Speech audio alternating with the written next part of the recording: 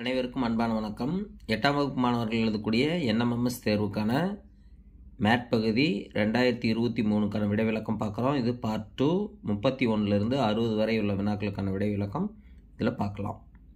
நான் எண் 31 இதில் வட்டமாக கொடுத்தாங்கன்னா நம்ம என்ன பார்க்கணும் அப்படின்னா ஆப்போசிட் இருக்கிற நம்பருக்கு ஏதாவது தொடர்பு இருக்கா அப்படிங்கிறத நம்ம பார்க்க போகிறோம்.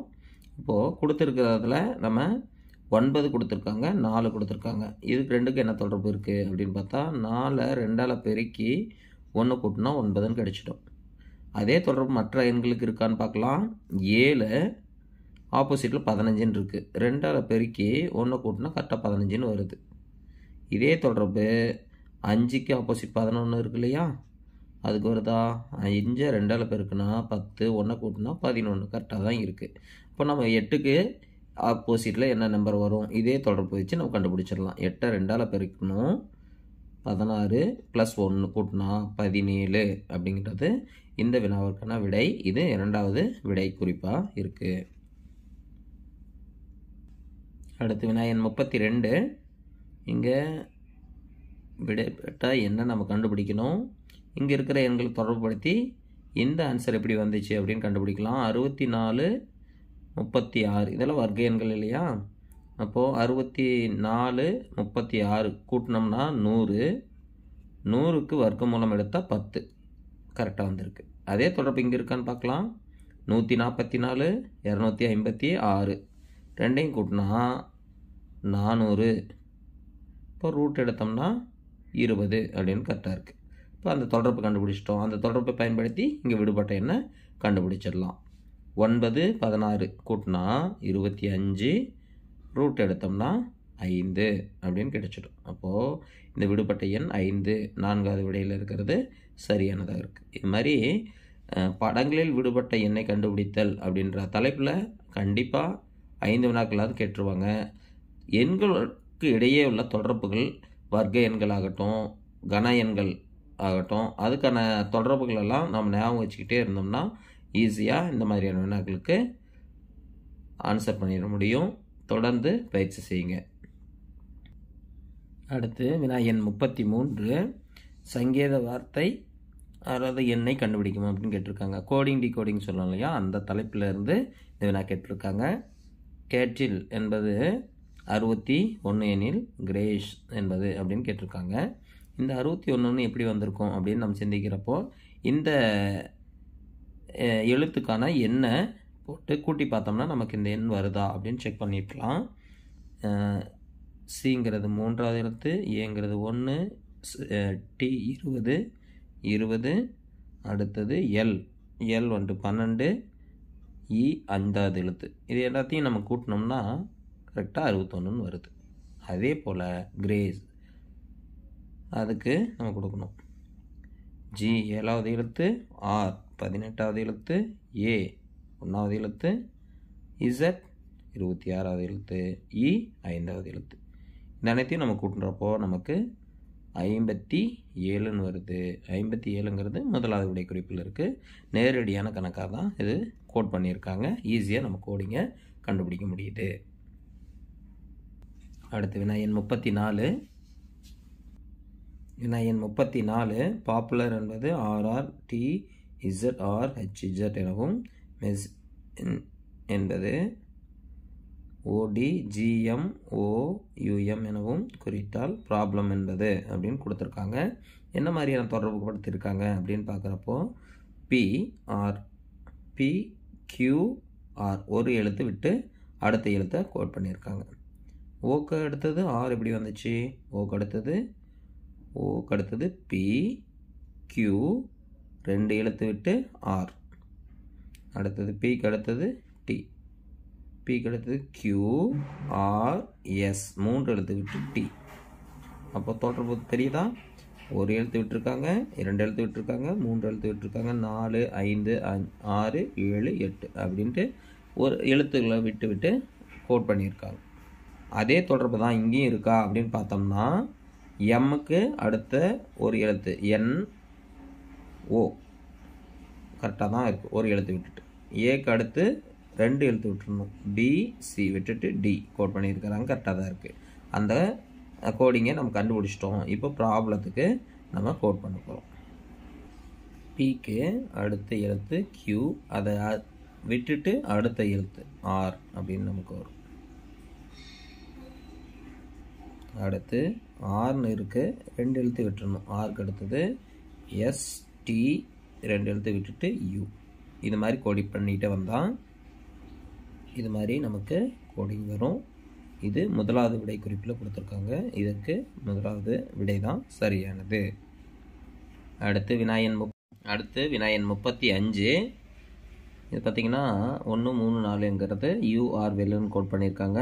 7, 1, 8ங்கிறது U ஃபீல் ஹாப்பின்னு கொடுத்துருக்காங்க. 8, 3, 9ங்கிறது VR ஹாப்பி அப்படின்னு கொடுத்துருக்காங்க. அப்போது பொதுவாக இருக்கக்கூடிய வார்த்தைகளை தொடர்பு படுத்தி அந்த எண்ணை கண்டுபிடிச்சிடலாம். இப்போது முதல் வாக்கியத்திலையும் இரண்டாவது வாக்கியத்திலையும் பொதுவாக இருக்கிறது U, 134லையும் 718லையும் ரெண்டுலேயுமே இருக்கக்கூடிய, இங்கே ரெண்டுலேயுமே அந்த அர்த்தை இருக்குது. ரெண்டுலேயுமே இருக்கக்கூடிய எண் தான் அந்த வார்த்தைக்கான கோடு. அப்போது யூங்கிறது 1ன்னு கோட் பண்ணியிருக்காங்க. யூங்கிறது 1 அப்படின்னு கோட் பண்ணியிருக்காங்க. அதே போல் முதல் வாக்கியத்தையும் மூன்றாவது வாக்கியத்தையும் பாருங்கள். ஆர் அப்படின்ற பொதுவான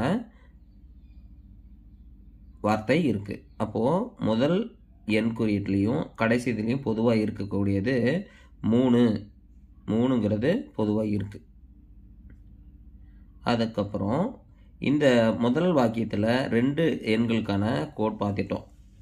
யூக்கு 1, ஆருக்கு 3.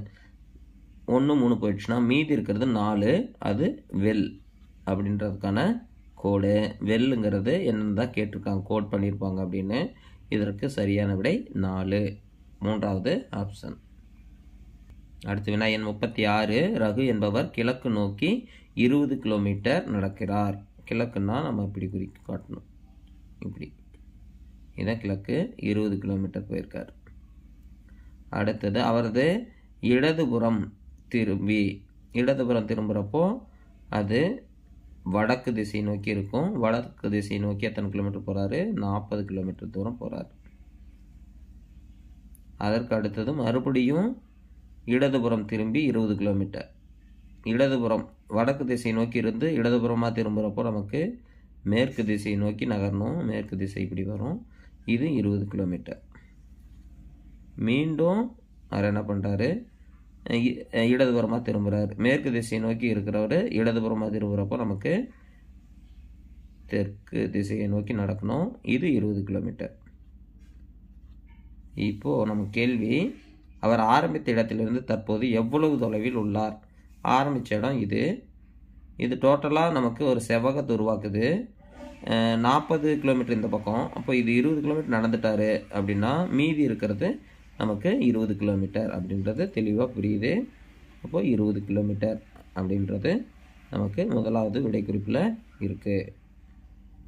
இந்த திசைகளை வைத்து கொண்டு நம்ம எளிமையாக கண்டுபிடிக்க முடியும். பயிற்சி செய்யுங்க. அடுத்து வினாயன் 37. இந்த வார்த்தைகளை அகர வரிசையில் நம்ம வரிசைப்படுத்தணும். டிக்ஷனரியில் எப்படி இந்த வார்த்தைகள் வரிசை அமைப்பில் வரும் அப்படிங்கிறது, எது முதல்ல இருக்கும் அப்படின்னு கண்டுபிடிக்கணும். முதல் எழுத்து என்னங்கிறது எல்லா வார்த்தைகள்லையும் இருக்குது.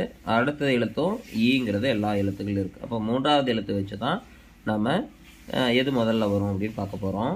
ஏ, மூன்றாவது எழுத்து ஏ இருக்குது இல்லையா, அதுதான் ஃபஸ்ட்டு டிக்ஷனரியில் இருக்கும். அதனால் பிங்கிற வார்த்தை முதல்ல வந்துடும். அதுக்கு அடுத்தது பாருங்கள், அதே இது பாருங்கள், இங்கேயும் இருக்குது ஏன்னு.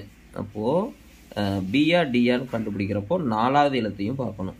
ஆர் முதல்லையா டி முதல்லையா அப்படின்றப்போ நமக்கு ஆர் தான் முதல்ல. அதுக்கு அடுத்தது பி, இதுக்கு டி வர இந்த வார்த்தை நமக்கு அடுத்ததாக வரும் டி. இது ரெண்டும் கண்டுபிடிச்சாச்சு, இது ரெண்டும் அமைச்சாச்சு. அதுக்கு அடுத்தது மூன்றாவது எழுத்தை பார்ப்போம்.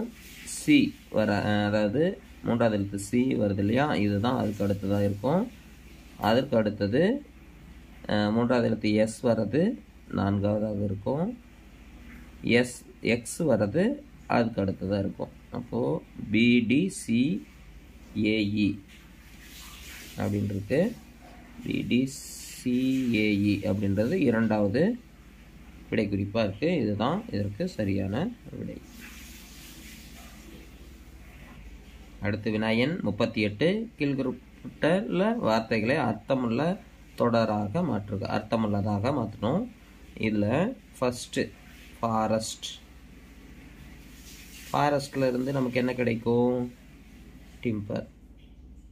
அதுக்கு அடுத்தது பல்ப். அதுக்கு அடுத்தது அதிலிருந்து நம்ம என்ன உருவாக்குவோம்? பேப்பர்.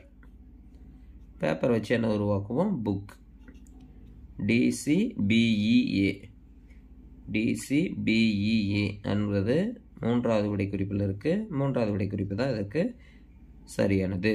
இது மாதிரி வார்த்தைகளை அர்த்தமுள்ளதா எது முதல்ல, அதுக்கு அடுத்தது, அதுக்கு அடுத்தது அப்படின்னு வரிசைப்படுத்தி நம்ம ஆன்சர் கண்டுபிடிக்கணும். அடுத்து வினாயன் 39. மைனஸ் என்பது கூட்டல் எனவும், கூட்டல் என்பது பெருக்கல் எனவும், பெருக்கல் என்பது வகுத்தல் எனவும், வகுத்தல் என்பது கழித்தல் எனவும் கொண்டால் இந்த இதுக்கான விடை என்ன அப்படின்னு கேட்டிருக்காங்க. ஃபஸ்ட்டு இந்த குறியீடுகளை மாற்றிட்டு அதுக்கப்புறம் நமக்கு பிட்மாஸ்னு விதி இருக்கு இல்லையா, அந்த விதிப்படி சால்வ் பண்ணோம்னா நமக்கு தேவையான ஆன்சர் கிடைச்சிடும். இப்போது எப்படி மாற்றணும்? 15 பெருக்கல் இருக்கிறது என்னவா மாறணும்? வகுத்தலாக மாறணும். 5 கூட்டல் இருக்கிறது என்னவா மாறணும்? பெருக்கலாக மாறணும். 4 அதற்கு அடுத்தது கழித்தலாக இருக்கிறது என்னவா மாறணும்? கூட்டல். 3 அதற்கு அடுத்தது கடைசியாக வகுத்தலாக இருக்கிறது என்ன மாறணும்? கழித்தல். 15 அப்படின்னு வந்துடணும். இப்போது ஃபஸ்ட்டு வகுத்தல் தான் பண்ணுவோம். 15 5 வகுத்தா 3 பெருக்கல் 4 கூட்டல் 3 மைனஸ் 15. அதுக்கடுத்து பெருக்கல் 12 ப்ளஸ் 3 மைனஸ் 15. இது ரெண்டையும் கூட்டினா 15 மைனஸ் 15ன்னு வரும். 15லேருந்து 15 கழிச்சா 0 அப்படின்றது இதுக்கு சரியான விடை. இரண்டாவது விடை குறிப்பில் இது கொடுக்கப்பட்டிருக்கு. வினாயன் 40. A என்பது பெருக்கல் எனவும், B என்பது கூட்டல் எனவும், C என்பது வகுத்தல் எனவும், D என்பது கழித்தல் எனவும் கொண்டால் இந்த இதுக்கான ஆன்சர் என்னன்னு கண்டுபிடிக்க போகிறோம்.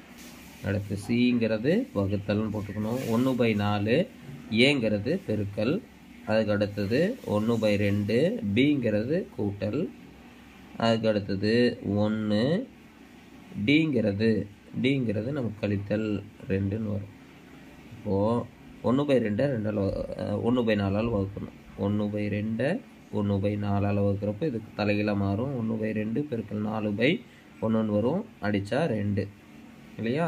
இப்போ 2ன்னு வரும். பெருக்கல் 1/2 கூட்டல் 1 மைனஸ் 2 அப்படின்னு வரும். இது பெருக்கிறப்போ 2 அரை 1ன்னு வந்துடும். ப்ளஸ் 1 மைனஸ் 2 1 1 கூட்டினா 2 2லேருந்து 2 கழிக்கணும். 2லேருந்து 2 கழிச்சா 0. ஸ்டெப் பை ஸ்டெப்பாக இது மாதிரி கண்டுபிடிச்சிட்டே வரணும். இதற்கான ஆன்சர் 4வது விடைக்குறிப்பில் இருக்கிற 0 தான். அடுத்து வினாயன் 41. கீழ்காண்பவற்றுள் எது சரி அப்படின்னு கேட்குறாங்க. 128ங்கிற ஆன்சர் சரியாக வரணும்.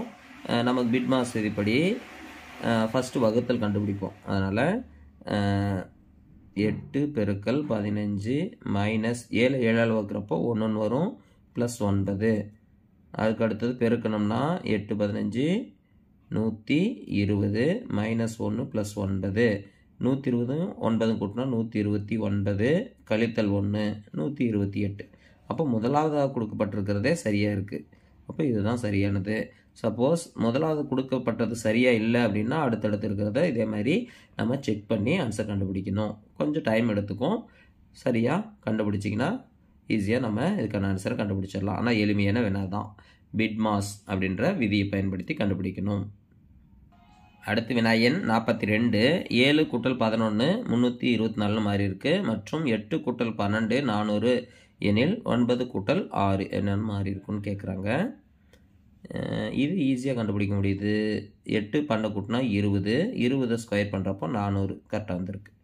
அதே தொடர்பு இங்கே இருக்குமா அப்படின்னு பார்த்தா 7 11 கூட்டினா 18 18 ஸ்கொயர் பண்ணால் 324 கரெக்டாக தான் இருக்குது. அதே தொடர்பு நாம் இங்கே பயன்படுத்துகிறப்போ 9 6 கூட்டினா 15 15 ஸ்கொயர் பண்ணணும். 15 ஸ்கொயர் பண்ணால் 15 15 225.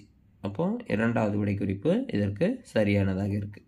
இது ஈஸியாக இது மாதிரி தொடர்புபடுத்தி நம்ம கண்டுபிடிக்கணும். ப்ராக்டிஸ் பண்ணால் எல்லாமே நமக்கு ஈஸியாக தான் இருக்கும். அடுத்தது விடுபட்டுள்ள எழுத்துக்களை கண்டறிவோம். அதாவது எழுத்து தொடர் வரிசையில் ஒரு சிறப்பு தொடர் அப்படின்னு நம்ம ஒரு தலைப்பில் கொடுத்துருப்போம். அந்த தலைப்பிலிருந்து கேட்டிருக்காங்க. இப்போது ஏ 2 A இருக்குது. அடுத்தது என்ன இருக்கலாம்? ஒரு பி 2 B. அடுத்தது 3A 3B 4A 4B அப்படின்னு வர மாதிரி ஒரு தொடர் அமைப்பு கொடுத்துருக்காங்க.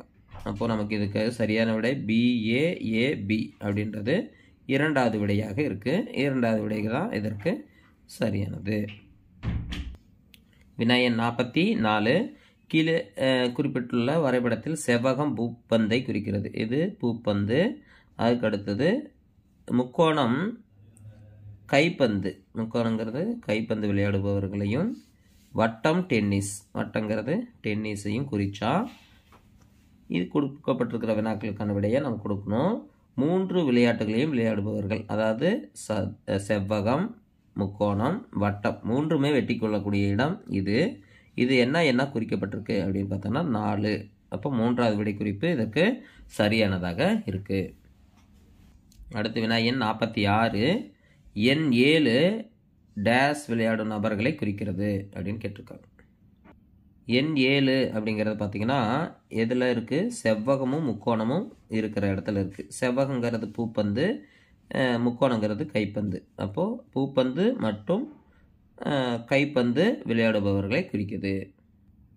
7 அப்படிங்கிறது எதை குறிக்கிறது அப்படின்னா கைப்பந்து மற்றும் பூப்பந்து மட்டும், ஆனால் டென்னிஸு இல்லை அப்படின்றது 3வது விடை குறிப்பில் இருக்கிறது நமக்கு சரியானதாக இருக்குது.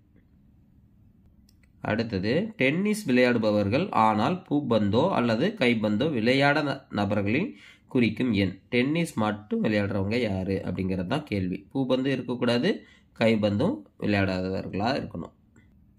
இந்த படத்தில் நமக்கு பார்க்குறப்போ டென்னிஸ் மட்டும் அப்படின்னா வேறு எந்த படத்தோடையும், அதாவது வடிவத்தோடையும் வெட்டாமல் இருக்கணும் வட்டம். அப்போது வட்டம் வெட்டாமல் இருக்கிற ஒரு இடம் அப்படின்னு பார்த்தா 1. இந்த குறியீடு தான் நமக்கு டென்னிஸ் மட்டும் விளையாடுபவர்கள். இதுதான் கேள்வியாக கேட்டிருக்காங்க. டென்னிஸ் மட்டும் விளையாடக்கூடியவர்கள் குறிக்கும் எண் 1. 1வது விடை குறிப்பிலேயே இது கொடுக்கப்பட்டிருக்கு. அடுத்து வினா எண் 47 கொடுக்கப்பட்டுள்ள படத்தில் உள்ள முக்கோணங்களின் எண்ணிக்கை அப்படின்னு கேட்டிருக்காங்க. படத்தில் உள்ள வடிவங்களின் எண்ணிக்கை என்ற தலைப்பில் இது கொடுக்கப்பட்டிருக்கு. தனித்தனியாக பார்க்குறப்போ நமக்கு 8 முக்கோணங்கள் இருக்குது. அடுத்து 2 ஜாயின் பண்ணி பார்க்குறப்போ இது மாதிரி நமக்கு எத்தனை கிடைக்கும்னா 4 கிடைக்கும். 2 ஜாயின் பண்ணி பார்க்குறப்போ. அடுத்தது 3 ஜாயின் பண்ணுறப்போ முக்கோண வடிவமைப்பு கிடைக்காது. 4 சேர்த்துனா பாருங்க இப்படி 1. இதே போல் இந்த பக்கம் சேர்த்துனா 2, இந்த பக்கம் சேர்த்துனா 3, இந்த பக்கம் சேர்த்துனா 4 அப்படின்னு கிடைக்கும். அப்போது 8, 12, 16 முக்கோணங்களோட எண்ணிக்கை 16 அப்படின்றத நம்ம கண்டுபிடிக்கலாம். இது ரொம்ப எளிமையான வினாவாக தான் இருக்கும். எண்ணிக்கை ஈஸியாக நம்ம கண்டுபிடிக்கிற அளவுக்கு தான் கொடுத்துருக்காங்க. அடுத்து வெண்படங்கள் என்ற தலைப்பின் கீழே 48லிருந்து 50 வரை இருக்கிற 3 வினாக்கள் கொடுத்துருக்காங்க. பின்வரும் படங்கள் ஒவ்வொன்றும் 3 பொருட்களுக்கிடையே உள்ள தொடர்பை விளக்குவதாக அமைந்துள்ளன. ஒவ்வொரு வினாவும் படங்களுடன் தொடர்புடையது எனில் சரியான படங்களை தேர்ந்தெடுக்கவும் அப்படின்னு கேட்டிருக்காங்க. அப்போது 3 வார்த்தைகள் கொடுத்துருப்பாங்க. அந்த 3 வார்த்தைகளுக்கு தொடர்புடைய படம் எது அப்படின்னு நம்ம கண்டுபிடிக்க போகிறோம். உணவு, தயிர், ஸ்பூன். உணவு அப்படின்றது ஒரு வட்டம் குறிச்சா அதுக்குள்ளே தயிர் வரும். ஸ்பூனுங்கிறது அதனோட தொடர்பு இல்லாமல், இது 2க்குமே தொடர்பு இல்லாமல் இருக்கும், தனியாக இருக்கும். இந்த மாதிரியான விடை குறிப்பு எதில் இருக்குது அப்படின்னு பார்க்கலாம். இந்த மாதிரி விடை பார்த்திங்கன்னா நமக்கு 2வது விடையாக தான் கொடுத்துருக்காங்க. அப்போ இதுக்கு 2வது விடை பொருத்தமானது. இப்போ இதற்கான விடை 2வது இது. அடுத்தது புரோட்டான், எலக்ட்ரான், அணுக்கள். இப்போ அணுக்கள் அப்படிங்கிறது இதை எடுத்துக்கிட்டோம்னா, வட்டம் எடுத்துக்கிட்டோம்னா அதுக்குள்ளே புரோட்டானும் இருக்கும், எலக்ட்ரானும் இருக்கும். புரோட்டான் எலக்ட்ரானுக்கு இடையில் எந்த தொடர்பு இல்லாதனால தனித்தனியாக போட்டு காட்டணும். அப்போது இதற்கான விடை இது மாதிரி இருக்கணும். இது எத்தனாவது விடை குறிப்பாக இருக்குன்னு பார்க்கலாம். இந்த மாதிரி அமைப்பு இந்த முதலாவது விடை குறிப்பிலே இருக்குது. அதனால் இந்த கேள்விக்கான ஆன்சர் முதலாவது விடை. இதுக்கான விடை முதலாவது விடை. அதுக்கு அடுத்தது பறவைகள், பூச்சிகள், பாலூட்டிகள். இது மூன்றும் வெவ்வேறு இனம். அதாவது பறவைகள் தனி, பூச்சிகள் தனி, பாலூட்டிகள் தனி. இது மாதிரி மூன்றுமே தொடர்பில்லாத ஒரு படமாக நமக்கு வார்த்தைகள் கொடுத்துருக்காங்க. அப்போ இது மாதிரி தான் படம் அமையும். இதற்கான சரியான படத்தை நம்ம தேர்ந்தெடுத்துடலாம். இது மாதிரி இருக்கிற படம் 4வது விடை குறிப்பில் இருக்குது. அப்போ இந்த வினாவுக்கான விடை 4வது விடை குறிப்பு. இந்த வினாவுக்கான விடை 4வது விடை குறிப்பு. அடுத்து வினா எண் 51. ஒரு பகடையின் இரு வேறு நிலைகள் தரப்பட்டுள்ளன. பகடையின் மேல் பக்கத்தில் எண் 3 உள்ளது எனில் அடிப்பக்கத்தில் உள்ள எண், அதாவது இது மாதிரி கொடுத்தா 3க்கு மேல் பக்கம், 3 வந்து மேல் பக்கத்தில் இருந்தால் அடிப்பக்கம்னா அதுக்கு எதிரே இருக்கிற எண் தான் கண்டுபிடிக்கணும். 3க்கு எதிராக இருக்கக்கூடிய எண் என்ன அப்படின்னு கேட்குறாங்க.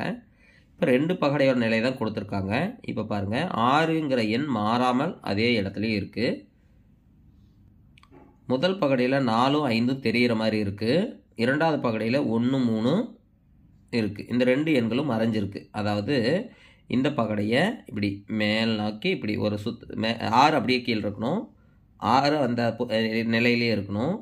இந்த 5 மேலே வர மாதிரி, இந்த இடத்துக்கு வர மாதிரி ஒரு சுற்றணும்னா 4 இந்த பக்கம் போயிடும், 5 இந்த பக்கம் இருக்கும். இந்த 5 மறையணும். அப்போது இந்த 5 மேலே இருக்கிறத இன்னொரு முறை சுற்றுறப்போ நமக்கு மேலே என்ன எண் வந்துடுது? 1ன்னு வந்துடுது. அதுக்கு அடுத்தது 3ன்னு வந்துடுது. அப்போ 5 எந்த இடத்துக்கு வந்திருக்கும்? இங்கே 5 வந்திருக்கும். 2 முறை சுற்றுறப்போ 5 வந்திருக்கும். அப்போ இந்த 5க்கு ஆப்போசிட்டாக என்ன எண் இருக்குது அப்படின்னா 3ன்னு கண்டுபிடிச்சிடலாம். 5க்கு ஆப்போசிட்டில் இருக்கிற எண் 3. அதாவது 3க்கு ஆப்போசிட்டில் இருக்கிற எண் என்ன அப்படின்னு கண்டுபிடிக்கிறது தான் கேள்வி. அப்போ 3க்கு எதிரே இருக்கக்கூடிய எண் 5 அப்படின்னு நம்ம எளிமையாக கண்டுபிடிச்சிடலாம். இந்த தொடர்பை, அந்த பகடையை எப்படி உருட்டுறோம் அப்படிங்கிறத நல்லா கவனமாக யோசித்து செஞ்சிங்கன்னா ஈஸியாக இருக்கும். இதே 3 பகடைகள் கொடுத்தா அதுவும் எப்படி கண்டுபிடிக்கிறது அப்படின்னு நம்ம ஏற்கனவே சொல்லி கொடுத்துருக்கோம். அதை எளிமையாக நீங்கள் கண்டுபிடிக்க முடியும். 2 பகடைகளோட நிலைகள் வரப்போ இதை வச்சு நம்ம கண்டுபிடிச்சிடணும். அடுத்து வினா எண் 52. ஆங்கில எழுத்துக்களை இடம் வலமாக மாற்றி எழுதிய பின், இது மாதிரி மாற்றி எழுதியதுக்கப்புறம் இடமிருந்து 15வது எழுத்தின் வலதிலிருந்து 3வது எழுத்து என்ன? இடமிருந்து 15வது எழுத்து 1 2 3 4 5 6 7 8 9 10 11 12 13 14 15.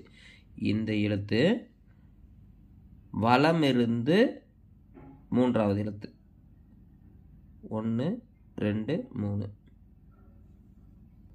இப்போது இந்த எழுத்து குறிச்சிட்டு வலமிருந்து 3வது எழுத்து. அப்போ இந்த எழுத்துக்கு, அந்த எழுத்தின் 15வது எழுத்தின் வலமிருந்து 3வது எழுத்து, வலது பக்கம் இருந்து 3வது எழுத்து, வலது பக்கம் இருந்து 3வது எழுத்து நமக்கு என்ன இருக்குன்னா ஐ. 1 2 3, அதாவது 3வது விடை குறிப்பு இதுக்கு சரியானதாக இருக்குது. கவனமாக இந்த வினாவை படிக்கணும். அப்போ தான் நம்ம சரியான விடையை கண்டுபிடிக்க முடியும். ஐ என்பது இதற்கு சரியான விடை. அடுத்த வினா எண் 53. நாளை மறுநாள் வெள்ளிக்கிழமை எனில் நேற்றைக்கு 2 நாட்கள் முந்தைய தினம். இப்போ இதை எப்படி குறிச்சிடலாம்? இன்று, இது நாளை, நாளை மறுநாள் அப்போது வெள்ளி. ஓகேங்களா? இன்று, நாளை, நாளை மறுநாள் வெள்ளி அப்படிங்கிறத இங்கே குறிச்சிடலாம். அதுக்கு அடுத்தது நேற்றைக்கு 2 நாட்கள் முந்தைய நாள். இது இன்றுனா நேற்று, இது 2 நாட்கள் முந்தைய நாட்கள் 1 2. அப்போது இதில் இந்த இடத்துல வரக்கூடிய கிழமை தான் நம்ம குறிக்கணும். வெள்ளி, முன்னாடி வியாழன், இதுக்கு முன்னாடி புதன், அதுக்கு அடுத்தது செவ்வாய், அடுத்தது திங்கள், அடுத்தது ஞாயிறு. அப்போது இந்த இடத்துல வரக்கூடியது ஞாயிறு அப்படின்றது நமக்கு சரியான விடை, சண்டே. இது மாதிரி குறியீடு போட்டு நம்ம போட்டுக்கிட்டோம்னா ஈஸியாக கண்டுபிடிச்சிட முடியும். இந்த சென்டென்ஸ் படிக்கிறப்போ நல்லா கவனமாக படித்து இது மாதிரி அமைச்சிக்கோங்க, ஈஸியாக ஆன்சர் வந்துடும். அடுத்து வினா எண் 54. தவறான இணையை தேர்ந்தெடுக்கவும் அப்படின்னு கேட்டிருக்காங்க. ஸ்டூடெண்ட்ஸ் எங்கே இருப்பாங்க? ஸ்கூலில் இருப்பாங்க. கரெக்டு. பேஷண்ட்ஸ் ஹாஸ்பிட்டலில் இருப்பாங்க. ஆக்டர்ஸ் தியேட்டரில் இருப்பாங்க. ஆக்டர்ஸ் எல்லாம் தியேட்டரில் தான் இருப்பாங்களா அப்படின்னா இல்லை. பேசஞ்சர்ஸ் ட்ரெயினில் இருப்பாங்க. அப்போது இதில் தவறான இணை எது அப்படின்னு பார்த்தா ஆக்டர்ஸ் தியேட்டர் அப்படின்றது தவறான இணை. அப்போது சரியான விடை இதுக்கு மூன்றாவது இதுதான் நம்ம கண்டுபிடிக்க வேண்டியது. அடுத்த வினாக்கள் வந்துட்டு 55லிருந்து 57 வரை சூழ்நிலை கணக்குகள் என்ற தலைப்பின் கீழே கொடுத்துருக்காங்க.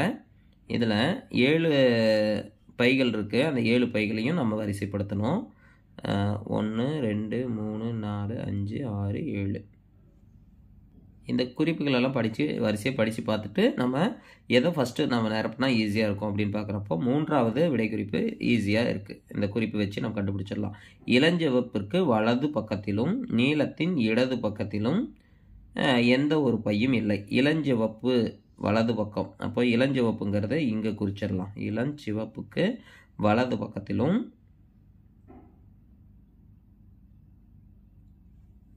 இளஞ்சிவப்பு இங்கே வராது இல்லையா? ஏன்னா இளஞ்சிவப்புக்கு வலது பக்கம் பைகள் இருக்குது. அப்போது இந்த இடத்துல நீலம் கரெக்டாக வரும் இல்லையா? நீலத்திற்கு இடது பக்கம் எந்த பையும் இல்லை அப்படின்றதுனால நீலம் இந்த பக்கம் வரும். இளஞ்சிவப்பு இந்த இடத்துல இருக்கும். இதை வச்சு ஈஸியாக நம்ம கண்டுபிடிச்சிடலாம். அடுத்து இந்த விடை குறிப்பு எடுத்துக்கலாம். மஞ்சள் நிற பை வலமிருந்து மூன்றாவதாக, இங்கிருந்து மூன்றாவதாக 1 2 3 இது மஞ்சள் அப்படின்னு குறிச்சிடலாம். சிவப்பு நிற பைக்கு இடதுபுறமும் உள்ளது. அப்போது சிவப்பு நிற பை இந்த இடத்துல வந்துடும். சிவப்புக்கு இடதுபுறமாக மஞ்சள் இருக்குது அப்படின்றது ஒரு இடம் தான் இருக்குது. அதனால் ஈஸியாக நிரப்பிடலாம். இந்த 2 குறிப்பு வச்சு 4 பைகளோட நிலைகளை குறிச்சாச்சு. இன்னும் இருக்கிறது நமக்கு 3 பை தான். அடுத்தது பச்சையும் சிவப்பும் மத்தியிலும் ஓரங்களிலும் இல்லை. பச்சையும் சிவப்பும் மத்தியிலும் ஓரங்களிலும் இல்லை. இந்த குறிப்புகளை முன்னாடி இதை பார்ப்போம். கருப்பும் மஞ்சளும் மத்தியில் உள்ள பைக்கு பக்கத்தில் உள்ளது. இப்போ கருப்பும் மஞ்சள், மஞ்சள் ஏற்கனவே குறிப்பிச்சாச்சு. அப்போது கருப்புங்கிறது இந்த பக்கத்தில் குறிச்சிக்கலாம். அதாவது நடுவில் இருக்கிற பைக்கு பக்கத்துலேயே இந்த 2 பைகளும் இருக்குது அப்படின்னு குறிச்சாச்சு. அதுக்கு அடுத்தது இந்த விடை குறிப்பு முடிஞ்சது. அடுத்தது பச்சையும் சிவப்பும் மத்தியிலும் ஓரங்களிலும் இல்லை. சிவப்பு குறிச்சாச்சு. நம்ம பச்சை மட்டும் குறிக்கணும். பச்சைக்கு இருக்கிற இடம் மத்தியில் இல்லை. அதனால் இந்த இடத்துல பச்சை குறிச்சிடலாம். அப்போது ஒரே ஒரு வண்ணம் விடுபட்டிருக்கு. அப்போது இது வெள்ளை. மத்தியில் உள்ள வண்ணம் இடையில் உள்ள வண்ணம் வெள்ளை அப்படின்ற இதை வச்சு நம்ம இதை குறிச்சிடலாம். இந்த மாதிரி வரிசைப்படுத்திட்டு கேட்கப்பட்ட வினாவுக்கான விடையை நம்ம கண்டுபிடிக்கலாம்.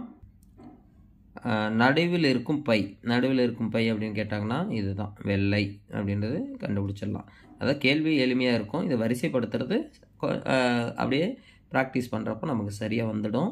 கரெக்டாக வரிசைப்படுத்திட முடியும்.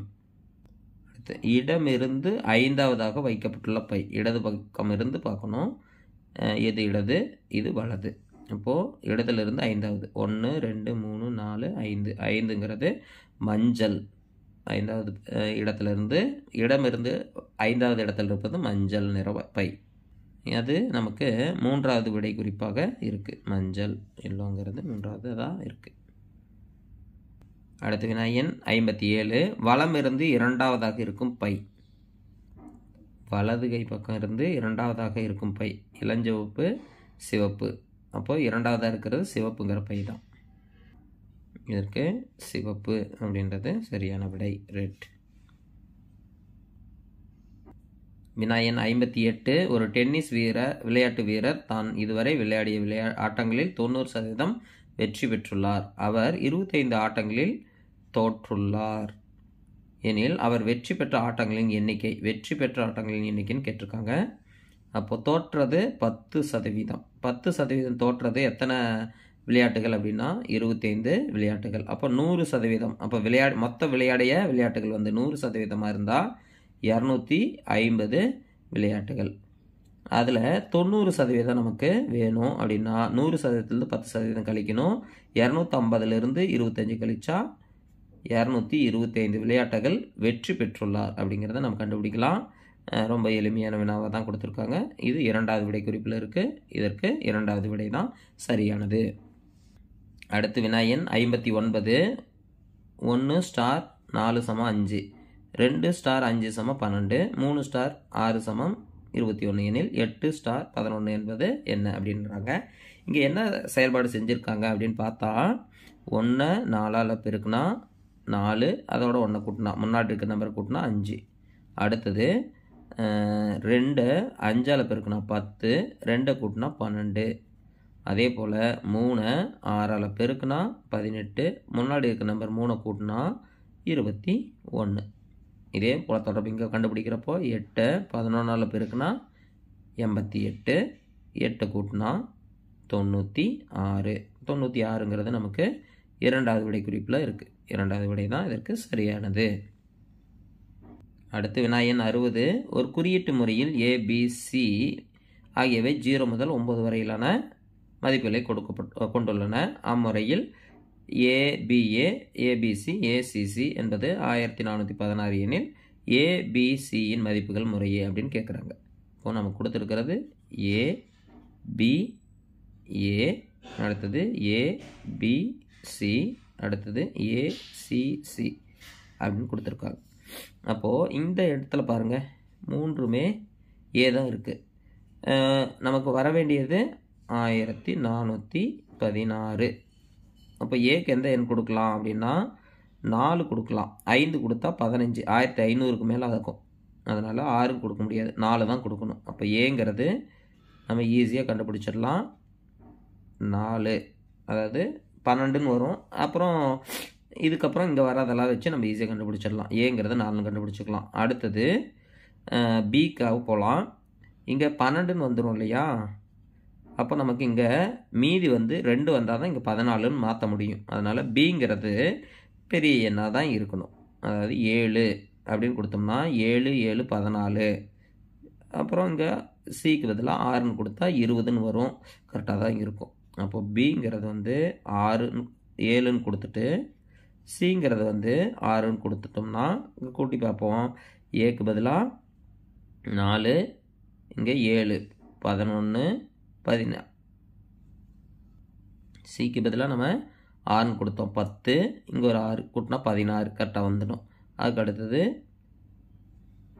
இந்த எண் அமைப்பில் நம்ம எளிதியாக கண்டுபிடிச்சிக்கலாம். பாருங்கள் 4 7 4. அதுக்கு அடுத்தது 4 7 6.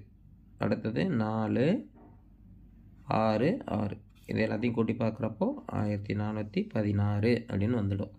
அப்போது ஏபிசிங்கிறது இப்படி தான் கோட் பண்ணுறோம்.